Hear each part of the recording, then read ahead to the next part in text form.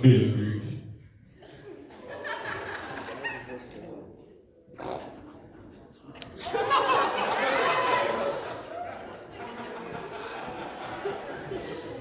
I know this is going to be a big surprise, but many people have been asking me, what is the musical going to be? And I can only say, good grief. And I asked teachers for advice. I asked all the teachers for advice, and all I got was, wah, wah, wah, wah, wah, wah, wah. And I checked my email box, nothing again. But all the signs finally pointed to the 2021 SMA musical being You're a Good Man, Charlie Brown. So I want to invite you to audition. We're going to do auditions 7 to 9 Tuesday and Wednesday. We'll look at when callbacks will be next week. Okay? Thank you so much for your time.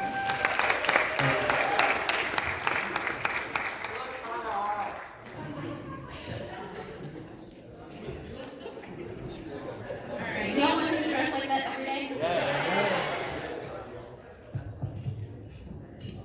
All right. Well, this morning, I'm excited to tell you that we have Emily, Jim D, and Dr. Gunther leading us in worship this morning.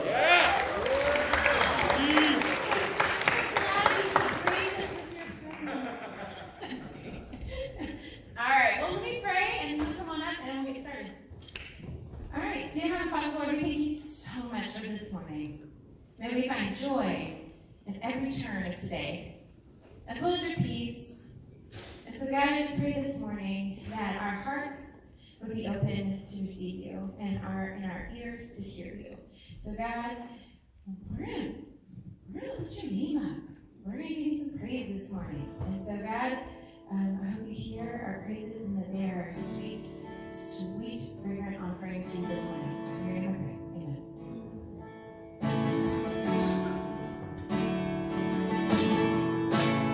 You are not a God created by human hands. You are not a God dependent on any mortal man. You are not a God in need of anything we can give by your plan.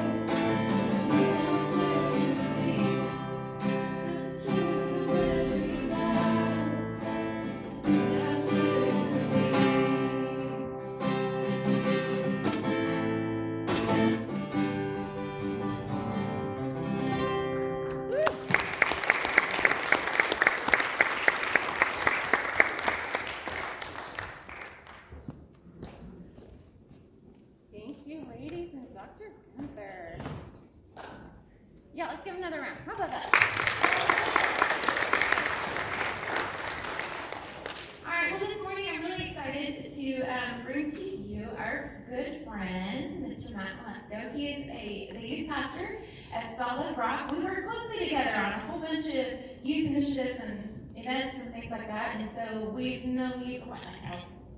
7-8 years now. 7-8 years, all right. So, I'm really excited that he's here, taking time out of his day to come give us a word. So,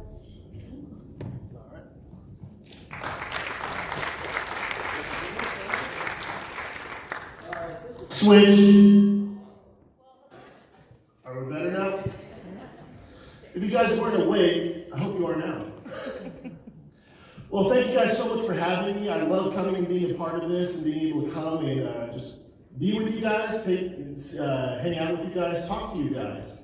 And I know you guys are going through a series of overcoming doubt. And I definitely had some doubts about this lesson, just because my first thought was, well, what am I going to talk about? There are so many people in the Bible that doubt. There are so many stories in real life where people doubt. The ammunition, the opportunities are many. So where do I begin? I think I found one today I'm real excited to share because I think this is an awesome story of doubt. I think it talks about doubt in several different ways. And we get to see what happens when we put away our doubts. So I'm going to be talking to you guys about the story of Gideon. Does anyone know who Gideon is? A couple of hands up, all right. So good, I was afraid you guys would be bored with this story. So for many of you, it looks like it'll be something new. So to give you a background, Gideon is going to be one of the judges of Israel. This is a few generations past Moses. So people will be in Israel will be talking about Moses and Joshua, like you guys would talk about your grandfathers or your great-grandfathers. So these aren't too far away. Israel is rebelling against God again. They are worshiping other gods, and they are in the process of repenting and coming back to God. So with that being said, let me introduce you to Gideon. If you guys want to follow along in your Bibles or the Bible app, I'm going to be reading out of Judges 6 and 7 today. So I'm going to introduce you to Gideon in Judges 6, verses 11 through 12. Now the angel of the Lord came and sat under the terebinth at the Ophrah, which belonged to Joash the Abizarite, while his son Gideon was beating out wheat in the winepress to hide it from the Midianites. The angel of the Lord appeared to him and said to him, "The Lord is with you, O mighty man of valor." So let me give you guys a little bit of an idea. The Midianites right now, as well as several other tribes, are just harassing Israel relentlessly. Anytime Israel is gathering food, anytime they're going to their harvest, these other tribes are coming and taking away their stuff. So we see that Gideon is here hiding in a wine press to thresh some wheat. To give you an idea of what an ancient wine press looked like, how many of you guys know what a backyard swimming pool looks like? Anyone been in a backyard swimming pool? Okay. So imagine that being empty, and then there would be another little container off to the side where they would actually step on the grapes, and they would go through a chute into that empty swimming pool. So he is in an empty swimming pool, hiding to thresh this wheat. Does he sound like a mighty man of valor? He's hiding. He's hiding in doing so, this does not give us the idea that he is a strong man, that he is a mighty man. It seems like he's a coward. And yet he is greeted, "O mighty man of valor." His response is going to be, "Well, God, where you been? Over these years, did you not deliver us out of Egypt? Did you not provide for us? Why aren't you doing anything now? When are you going to save us?" And this is God's response to that. And the Lord turned to him and said, "Go in the might of yours and save Israel from the hand of Midian. Do I not send you?" And he said to him, "Please, Lord, how can I save Israel? Behold, my clan is the weakest in Manasseh, and I am the least in my father's house." And the Lord said to him, "That I will be with you, and you shall strike the Midianites as one man." And he said to him, "If now I have found favor in your eyes, Lord, then show me a sign that it is you who speak with me. Please do not depart from here until I come to you and bring you my present and set it before you." And he said, and the Lord said, "And I will stay until you return."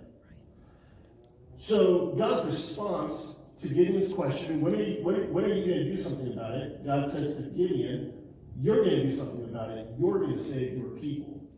And Gideon's initial response, me?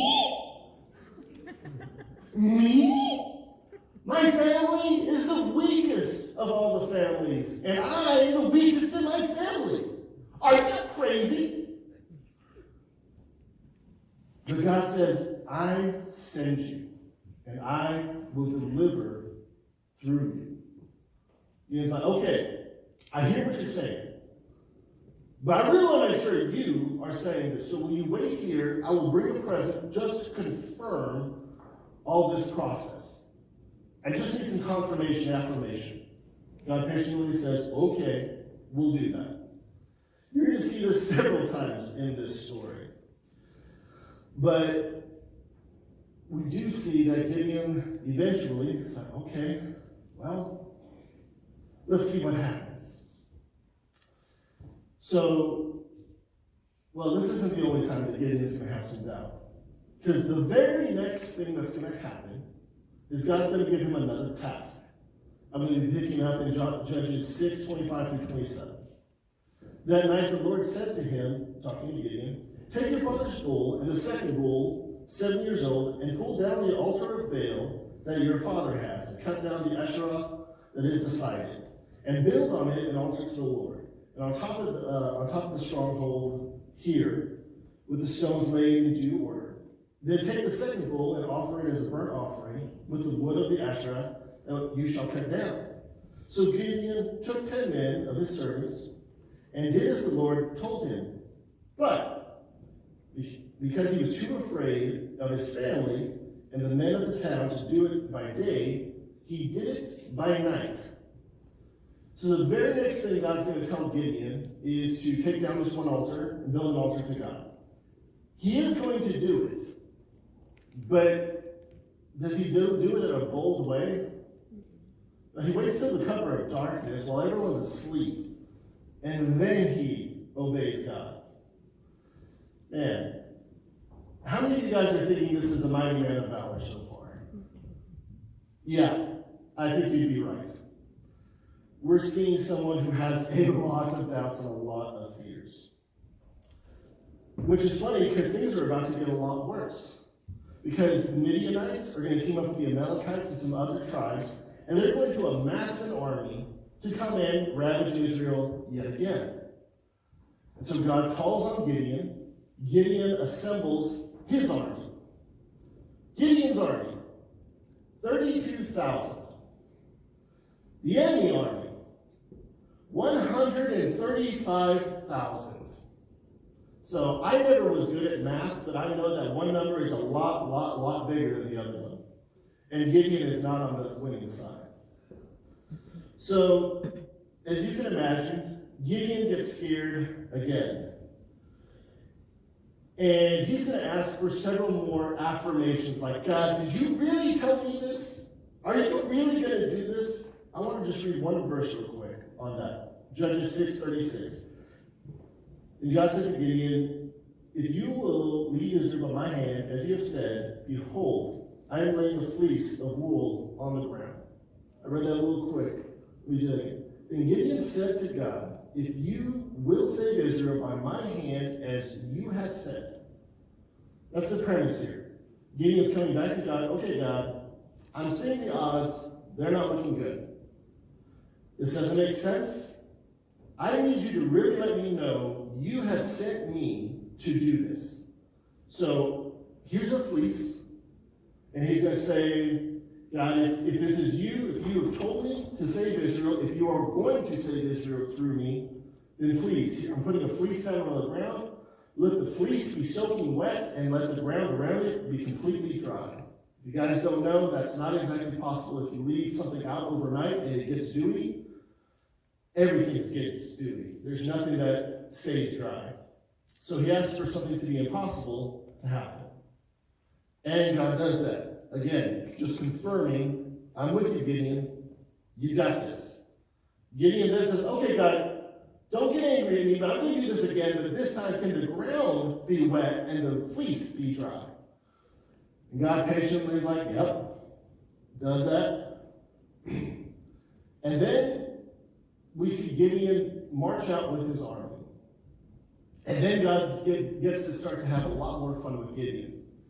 Because God says, there's 32,000 of you. There's too many of you for me to give victory over to you guys. 32,000 is too many against 135,000. Does that sound right? No. If you're Gideon right now, you're like saying, what? I don't think that this is happening. So, Gideon is going to remove or make a statement, hey, if you're scared, go home. 2/3 of the army will leave. And so now the 32,000 are down to 10,000. And God says, that's still too big. So then something else happens, and they go from 10,000 down to 300. 300 versus 135,000. If you don't know, for every one Israelite, that is 450 enemy soldiers. Yeah, not good odds. Right before the battle, Gideon again is a little bit in doubt, and God knows this and says, okay, if you're scared, Gideon, sneak into the enemy's camp and see what they're talking about. So Gideon's going to sneak into the camp, and in there he's going to be hearing the soldiers of the enemy talking about these dreams that they're having. And every one of them are saying in these dreams, all these dreams are pointing to Gideon winning the battle tomorrow, and that they will surely lose. So Gideon finally gets it. All right. So he gets his 300, arms them with a torch, clay jar, and a trumpet. What's missing? Weapons. Any weapon, a sword, a spear, a club, a sling. No weapons. Just those 3 items. 300 with no weapons, marching into a battle, but Gideon finally gets it. It's like, okay, God, I believe in you. I trust in what you're telling me. And they will go, they will surround the camp, they will blow the trumpets, they will smash the jars, and the enemy will start to kill itself in panic because they're confused. And so they start killing each other off, and then as they run away, then Israel will pursue them and remove them from their country. So we see at the very beginning a man who very much had a lot of doubts. At the end, would you say he was a mighty man of valor? Leading 300 men against 135,000 without a weapon.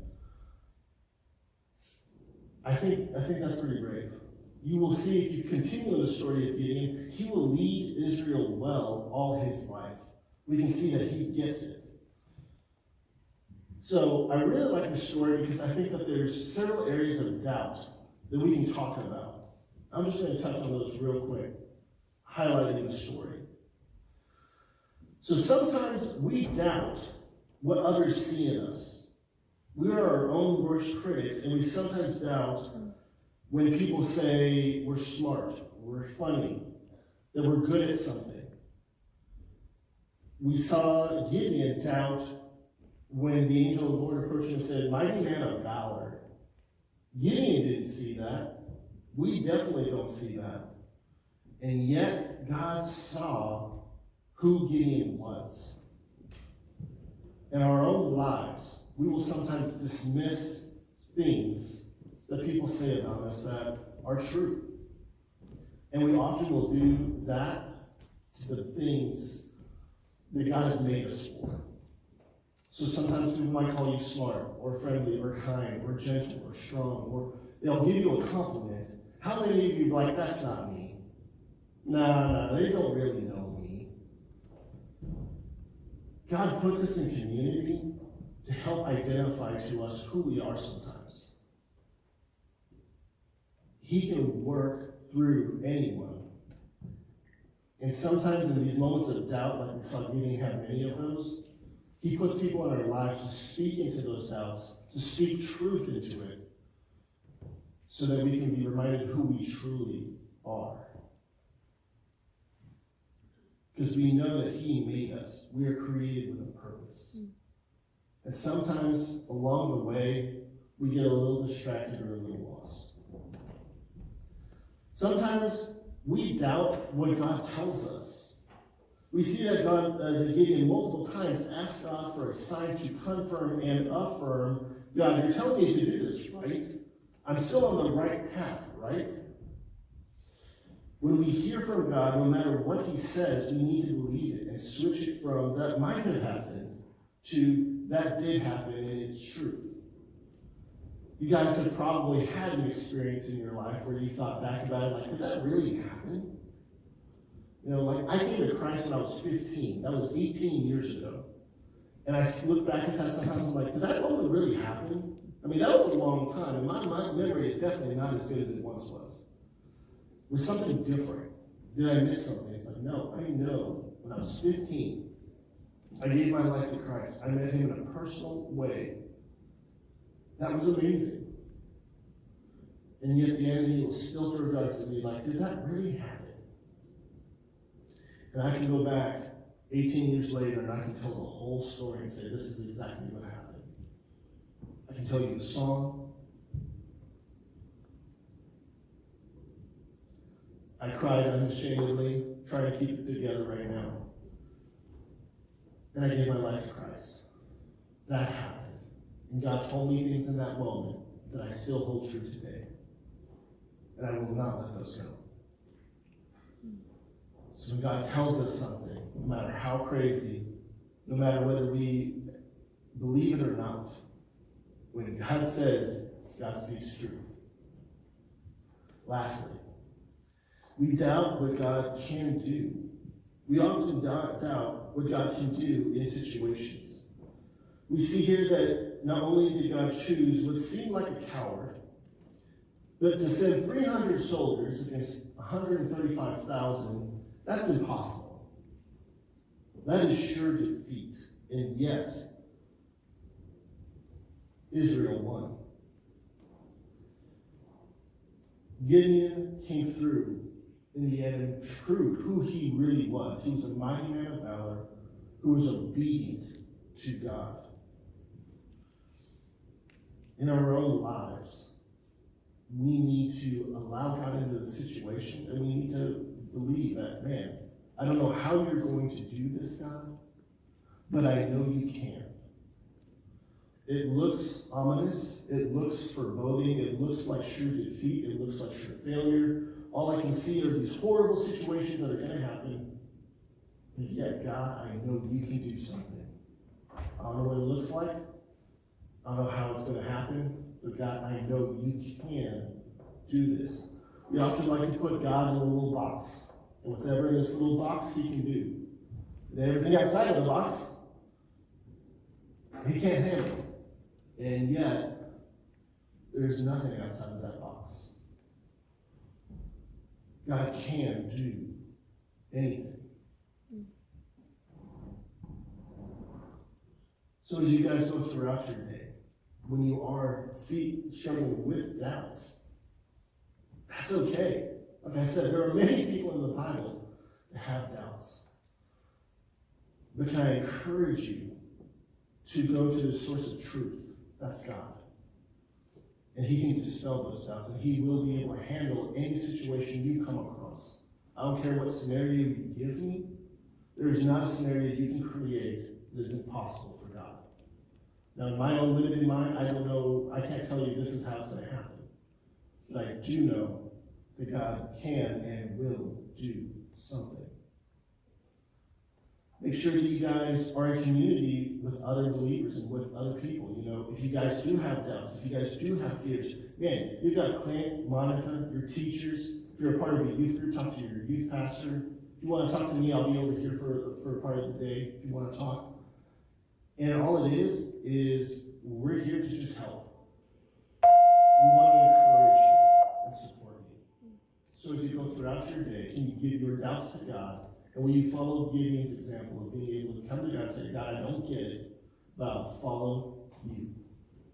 With that, let me close this in prayer. Is that okay? Yes. Lord Father, we thank you so much that you are so good and that you are always there for us. God, we praise you that no matter what comes against us, there's nothing that can defeat you. Father, as we go throughout our days and we come across doubts and fears and concerns, help us to cast them on you because you care about us and you can take care of that. We thank you for what you're going to do in all of our lives, and we pray that we would be able to follow more in your truth and in your ways. It's in your Son's name we pray. Amen.